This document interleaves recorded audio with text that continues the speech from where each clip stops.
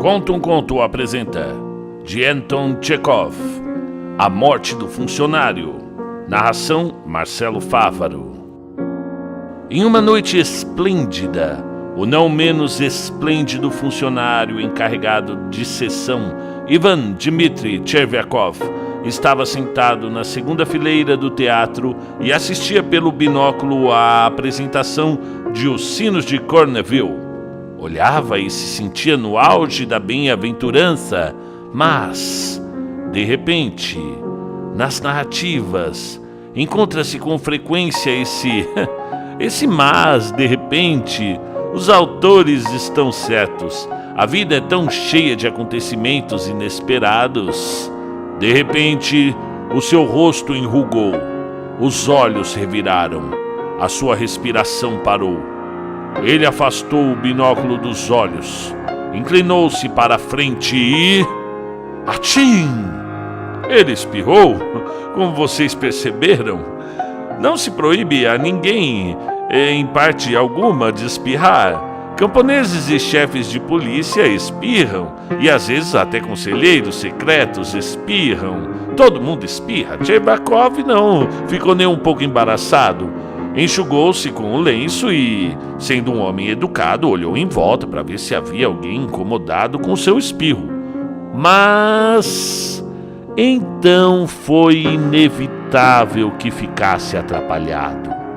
Ele viu que um velhinho, sentado à sua frente, bem na primeira fileira, enxugava cuidadosamente a careca e o pescoço com a luva e resmungava alguma coisa. Chervyakov reconheceu no velhinho o general civil Brysjalov, funcionário do departamento de viação. Eu cuspi nele, pensou Chervyakov. Não é meu chefe, é de outro departamento, mas mesmo assim é embaraçoso. Tenho de pedir desculpas. Chervyakov deu uma tossidinha, inclinou o tronco para a frente e sussurrou no ouvido do general. Perdoe-me, excelência, eu espirrei no senhor, mas foi sem querer. Não foi nada. Pelo amor de Deus, me perdoe, pois eu não queria. Sente-se, por favor, e me deixe ouvir a cena. Chervyakov ficou confuso. Sorriu com um ar apalermado e olhou para o palco. Ele assistia à peça, mas já não sentia a mesma bem-aventurança. A preocupação começou a torturá-lo. No intervalo, aproximou-se de Brysjalov e ficou andando perto dele, vencendo a timidez, balbuciou. Eu espirrei no senhor. Excelência, perdoe-me, eu não tinha intenção. Já chega. Eu já esqueci, mas o senhor continua a falar no assunto, disse o general, mexendo com impaciência o lábio inferior. Ele disse que esqueceu, mas tem a maldade no olhar, pensou Chervyakov, olhando desconfiado para o general. E não quer conversa. Era importante explicar para ele que eu não tive nenhuma intenção. É uma lei da natureza. Senão pode pensar que eu quis cuspir nele. Pode não pensar agora, mas depois vai pensar. Chegando em casa, Chervyakov contou à mulher a sua grosseria, mas lhe pareceu que ela reagiu de um modo muito leviano ao ocorrido. Apenas levou um susto, porém depois, quando soube que Brysjalov não era do departamento do marido, sossegou. Apesar de tudo, vá procurá-lo e peça desculpas, disse ela, senão ele vai pensar que você não sabe se comportar em público. Mas aí é que está. Eu me desculpei, mas ele agiu de modo estranho, não disse nenhuma palavra que prestasse. Eu não houve tempo para conversarmos. No dia seguinte, Chervyakov vestiu seu novo uniforme de serviço, cortou o cabelo e foi procurar Brysjalov para se explicar. Ao entrar na antessala, viu ali muitos solicitantes, e entre eles o próprio general, que já havia começado o atendimento. Após interrogar alguns solicitantes, o general levantou os olhos para Chervyakov. Ontem lá no Arcádia, se Vossa Senhoria se recorda, começou a expor o encarregado de sessão. Eu dei um espirro sem querer e respingou. Eu peço Quanta bobagem! Só Deus sabe o que é isto. O senhor, o que o senhor deseja? Disse o general, já se dirigindo ao próximo solicitante. Não quer conversar, pensou Tcherviakov, empalidecendo. Significa que está com raiva. Não, isso não pode ficar assim. Eu hei de explicar-lhe. Quando o general terminou o atendimento ao último solicitante e se dirigiu às dependências internas, Tcherviakov foi atrás dele e começou a balbuciar.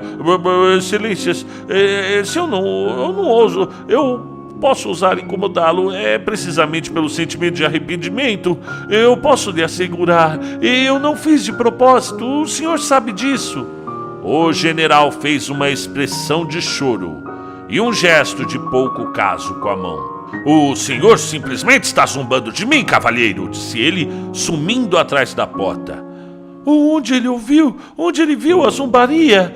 Pensou Tcherviakov. Não houve zombaria nenhuma. É um general, mas não consegue compreender. Se é assim, eu não vou mais me desculpar com esse fanfarrão. Que vá para o diabo. Eu vou lhe escrever uma carta, mas não procuro mais. Não o procuro, juro, nunca mais. Esses eram os pensamentos de Tcherviakov quando ele ia para casa. Mas a carta para o general ele não escreveu. Pensou e não conseguiu redigi-la. Foi necessário ir pessoalmente se explicar no dia seguinte. Ontem eu vim incomodá-lo, balbuciou Tcherviakov, quando o general olhou interrogativamente. Para não zombar de Vossa Excelência, como se dignou a afirmar, eu estava pedindo desculpas porque eu espirrei e atirei respingos e eu nunca pensei em zombar. Ousaria eu fazer uma zombaria? Imagine, se isso acontecer, significa que não haverá mais nenhum respeito para com as pessoas. Fora daqui, vociferou o general, já azul e tremendo. O que o senhor? Sussurrou Tcherviakov, entorpecido de pavor. Fora daqui, repetiu o general, sapateando. Algo rebentou dentro da barriga de Tcherviakov, sem conseguir ver nem ouvir nada. Ele recuou até a porta, saiu para a rua e foi embora se arrastando. Chegou maquinalmente em casa, deitou-se no divã sem tirar o uniforme e morreu. Julho de 1883. Fim do conto.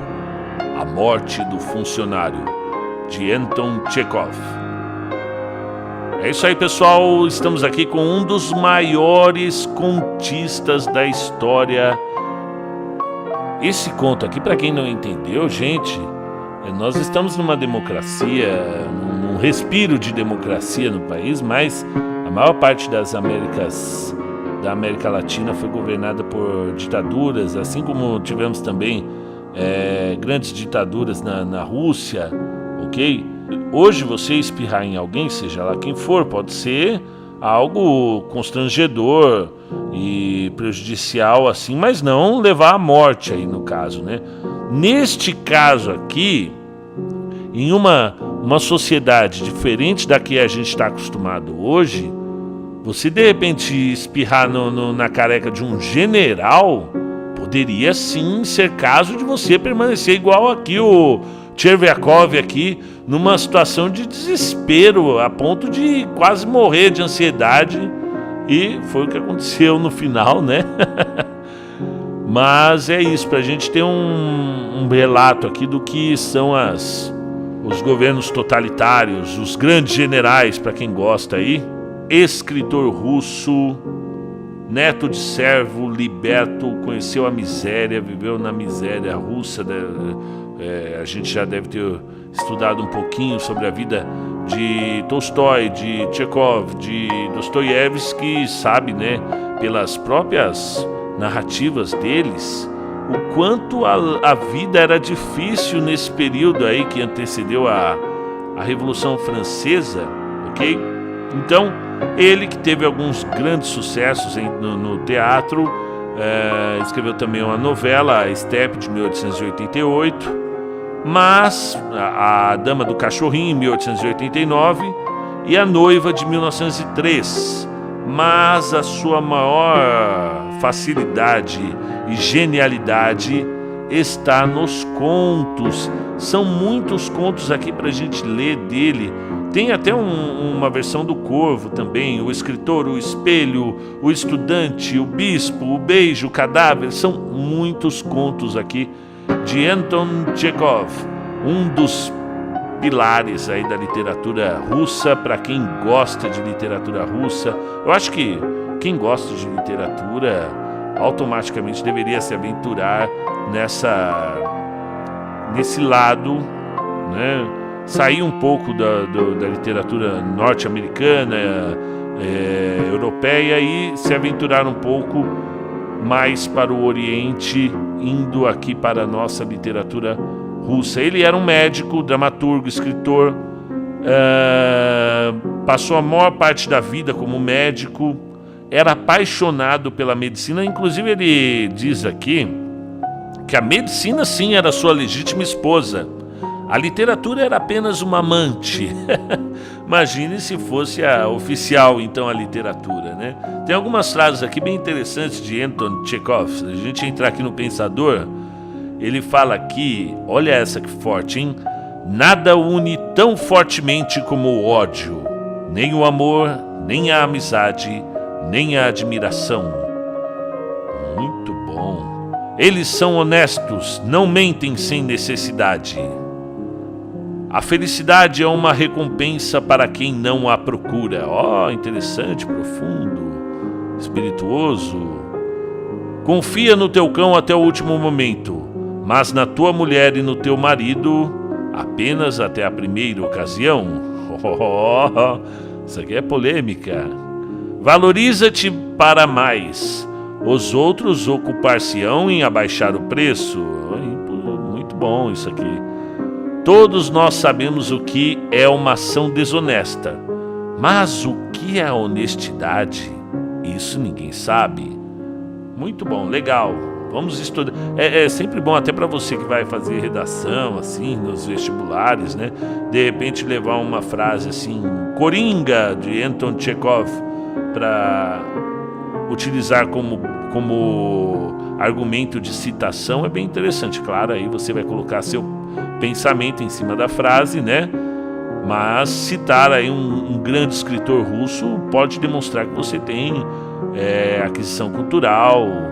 Vamos para a última aqui? Deixa eu escolher uma aqui. Um casamento feliz pode existir apenas entre um marido surdo e uma mulher cega. Isso é muito machista. Vamos escolher mais uma aqui. Nós não somos felizes e a felicidade não existe. Apenas podemos desejá-la. Tá, a última, vai. Se tens medo da solidão, não te cases. Será que o casamento é uma solidão? Anton Chekhov. Esse foi o conto de hoje aqui no Conta um Conto. Até amanhã, pessoal. Não te cases se não queres ser solitário.